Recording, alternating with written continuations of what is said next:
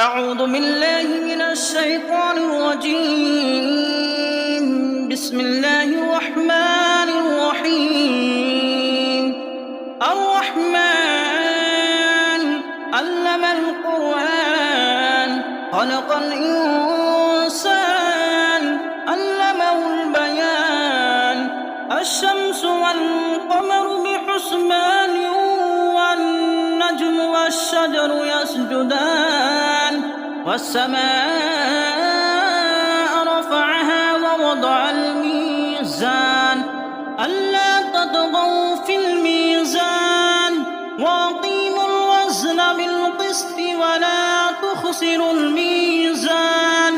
والأرض وضعها للأنام فيها فاكهة والنخل ذات الأكمام والحب ذو العصف والريحان. فبأي آلاء ربكما تكذبان؟ خلق الإنسان من صلصال كالفخار وخلق الجان من مارج من نار. فبأي آلاء ربكما تكذبان؟ رب المشرقين ورب المغربين. فبأي آلاء ربكما تكذبان؟ مرج البحرين يلتقيان بينهما برزخ لا يبغيان. فبأي آلاء ربكما تكذبان؟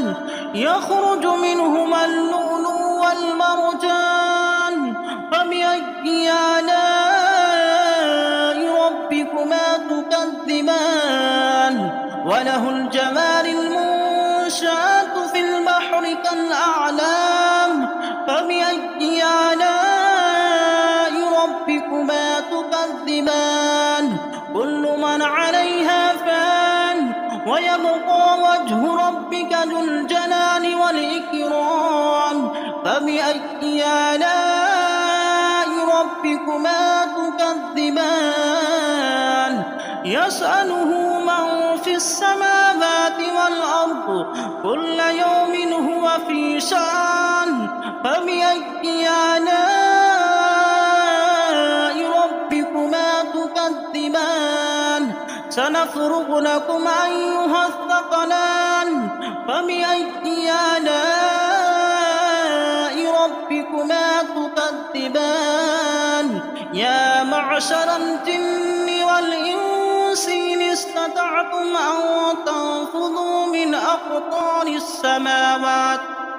أقطار السماوات والأرض فانفذوا لا تنفذون إلا بسلطان.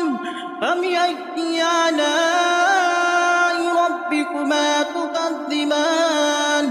يرسل عليكما شواظ من نار ونحاس فلا تنتصران. فبأي آلاء ربكما تكذبان؟ فإذا انشقت السماء فكانت وردة كالدهان. فبأي آلاء ربكما تكذبان؟ فيومئذ لا يسأل عن ذنبه إنس ولا جان. فبأي آلاء ربكما تكذبان؟ يعرف المجرمون بسيماهم فيؤخذ بالنواسي والأقدام. فبأي آلاء ربكما تكذبان؟ هذه جهنم التي يكذب بها المجرمون يطوفون بينها وبين حميم آن. فبأي آلاء ربكما تكذبان؟ वलिमन खाफ मकाम रब्बिही जन्नतान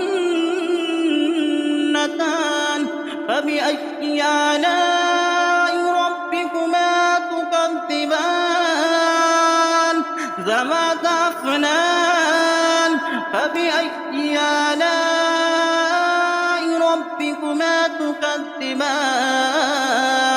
फ़ीहिमा ऐनान तजरियान फबिअय्यि आलाइ रब्बिकुमा तुकज़्ज़िबान फ़ीहिमा मिन कुल्लि फ़ाकिहतिन ज़ौजान फबिअय्यि आलाइ रब्बिकुमा तुकज़्ज़िबान मुत्तकीना अला फुरुशिन बताइनुहा मिन इस्तबरक़ वजनल जन्नतैनि दान फबिअय्यि आलाइ रब्बिकुमा तुकज़्ज़िबान फ़ीहिन्न क़ासिरातुत तर्फ़ लम यतमिसहुन्न इंसुन क़ब्लहुम वला जान फबिअय्यि आलाइ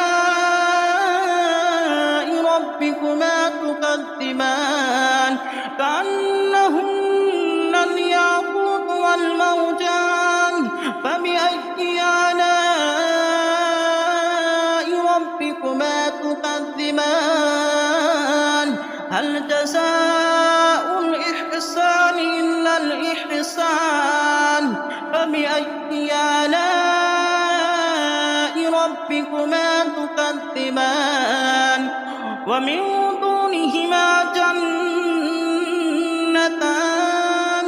فبأي آلاء ربكما تكذبان مدهامتان فبأي آلاء ربكما تكذبان فيهما عينان نضاختان فبأي آلاء ربكما تكذبان فيهما فاكهة ونخل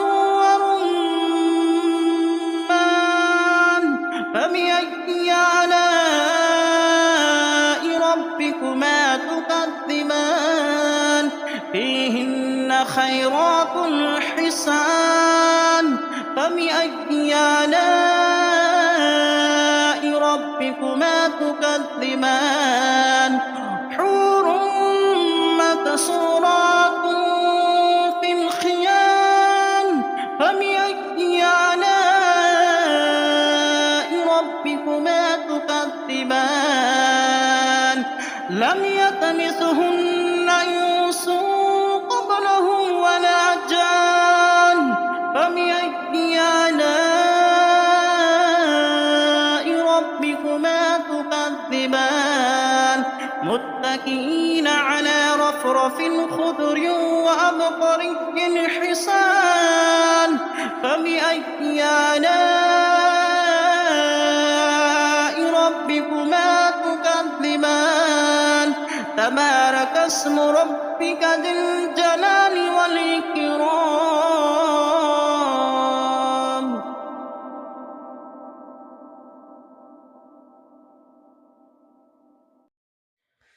खुदा के नाम से शुरू जो बड़ा मेहरबान निहायत रहम वाला है। बड़ा मेहरबान खुदा, उसी ने कुरान की तालीम फरमाई, उसी ने इंसान को पैदा किया, उसी ने उनको बयान करना सिखाया। सूरज और चांद एक मुकर्रर हिसाब से चल रहे हैं और बूटियाँ, बेलें और दरख्त उसी को सजदा करते हैं।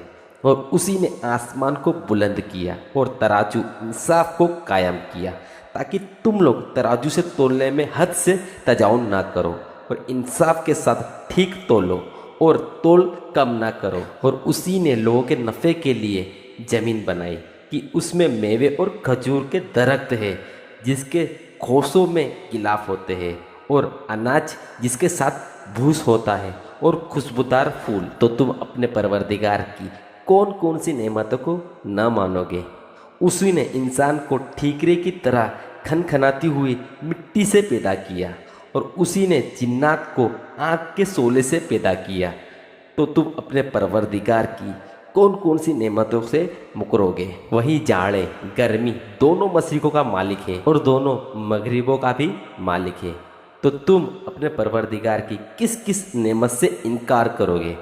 उसी ने दरिया बहाए जो बाहम मिल जाते हैं, दो के दरमियान एक हदे फासिल आड़ है जिसे तजाउट नहीं कर सकते, तो तुम अपने परवरदिगार की किस किस नेमत को झुटलाओगे? इन दोनों दरियाओं से मोती और मूंगे निकलते हैं, तो तुम दोनों अपने परवरदिगार की कौन कौन सी नेमत को न मानोगे? और जहाज जो दरिया में पहाड़ों की तरह ऊंचे खड़े रहते हैं उसी के हैं, तो तुम अपने परवरदिगार की किस किस नेमत को झुटलाओगे?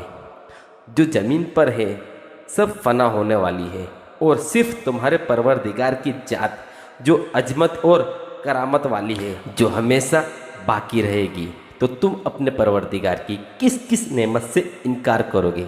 जो जितने लोग सारे आसमान व ज़मीन में हैं सब उसी से मांगते हैं, वह हर रोज़ हर वक्त मखलूक के एक न एक काम में है, तो तुम दोनों अपने परवरदिगार की किस किस नेमत से मुकरोगे? हम अनकरीब ही तुम्हारी तरफ मुतवज्जे होंगे, तो तुम दोनों अपने परवरदिगार की किस किस नेमत को न मानोगे? एक गिरोह जिन व इंसान अगर तुम में कुदरत है कि आसमानों और ज़मीन के किनारों से होकर कहीं निकल कर मौत या अजाब से भाग सको तो निकल जाओ, मगर तुम दो बगैर कुव्वत और गलबे के निकल नहीं सकते, हालांकि तुम में न कुव्वत है और न ही गलबा, तो तुम अपने परवरदिगार की किस किस नेमत को झुटलाओगे? गुनाहगार जिन्नों और आदमियों जहन्नुम में तुम दोनों पर आग का सब्ज सोला और सियाह धुआं छोड़ दिया जाएगा, तो तुम दोनों किसी भी तरह रोक नहीं सकोगे, तो फिर तुम दोनों अपने परवरदिगार की किस किस नेमत से इनकार करोगे? फिर जब आसमान फट कर क़यामत में तेल की तरह लाल हो जाएगा, तो तुम दोनों अपने परवरदिगार की किस किस नेमत से मुकरोगे? तो उस दिन ना तो किसी इंसान से उसके गुनाह के बारे में पूछा जाएगा, ना किसी जिन से, तो तुम दोनों अपने परवरदिगार की किस किस नेमत से इनकार करोगे? गुनाहगार लोग तो अपने चेहरों ही से पहचान लिए जाएंगे, तो पेशानी के पट्टे और पांव पकड़े जहन्नुम में डाल दिए जाएंगे। आखिर तुम दोनों अपने परवरदिगार की किस किस नेमत से इनकार करोगे? फिर उनसे कहा जाएगा, यही वो जहन्नुम है जिसे गुनाहगार लोग झुटलाया करते थे। ये लोग दोजख और हद दर्जा खोलते हुए पानी के दरमियान बेकार दौड़ते चक्कर लगाते फिरेंगे, तो तुम दोनों अपने परवरदिगार की किस किस नेमत को न मानोगे? और जो शख्स अपने परवरदिगार के सामने खड़े होने से डरता रहा उसके लिए दो दो बाग हैं, तो तुम अपने परवरदिगार की कौन कौन सी नेमत से इनकार करोगे? दोनों बाग दरख्तों की टहनियों से हरे भरे मेवों से लदे हुए। फिर दोनों अपने परवरदिगार की किस किस नेमत से झुटलाओगे? इन दोनों बागों में सब मेवे दो दो किस्म के होंगे, तो तुम दोनों परवरदिगार की किस किस नेमत से इनकार करोगे? यह लोग उन फर्शों पर जिनके अस्तर अतलस के होंगे उस पर तकिए लगाए बैठे होंगे, तो दोनों बागों के मेवे इस कदर करीब होंगे कि अगर चाहे तो लगे हुए खा ले, तो तुम दोनों अपने मालिक की किस किस नेमत से इनकार करोगे? इसमें पाक दामन गैर की तरफ आंख उठाकर न देखने वाली औरतें होंगी जिनको उनसे पहले न किसी इंसान ने हाथ लगाया और न किसी जिन ने, तो तुम अपने परवरदिगार की किस किस नेमतों को झुटलाओगे? ऐसी हसीन गोया वो मुजस्सिम याकूत व मूंगे हैं, तो तुम अपने परवरदिगार की किस किस नेमत को इनकार करोगे? भला नेकी का बदला नेकी के सिवा कुछ और भी है, तो फिर तुम अपने मालिक की किस किस नेमतों को झुटलाओगे? उन दोनों बागों के अलावा दो बाग और है, तो तुम अपने परवरदिगार की किस किस नेमत से इनकार करोगे? दोनों निहायत गहरे सब्ज व सादाब, तो तुम अपने परवरदिगार की किस किस नेमतों को न मानोगे? और उन दोनों बागों में दो चश्मे जोश मारते होंगे, तो तुम अपने परवरदिगार की किस किस नेमत से इनकार करोगे? उन दोनों मेवे में हैं खुरमे और अनार, तो तुम अपने परवरदिगार की कौन कौन सी नेमतों को झुटलाओगे। उन बागों में खुश, शुल्क और खूबसूरत औरतें होंगी, तो तुम अपने परवरदिगार की कौन कौन सी नेमतों को झुटलाओगे। वह हूरें हैं जो खेमों में छुपी बैठी है, तो तुम अपने परवरदिगार की कौन कौन सी नेमत से इनकार करोगे। उनसे पहले उनको किसी इंसान ने उनको छुआ तक नहीं और ना किसी जिन ने, फिर तुम अपने परवरदिगार की कौन कौन सी नेमतों को झुटलाओगे। ये लोग सबसे कालीन और नफीस व हसीन मसनंदों पर तकिए लगाए बैठे होंगे, तो फिर तुम अपने परवरदिगार की कौन कौन सी नेमतों को इनकार करोगे। तुम्हारा परवरदिगार जो साहिब जलाल व करामत है, उसी का नाम बड़ा बाबरकत है।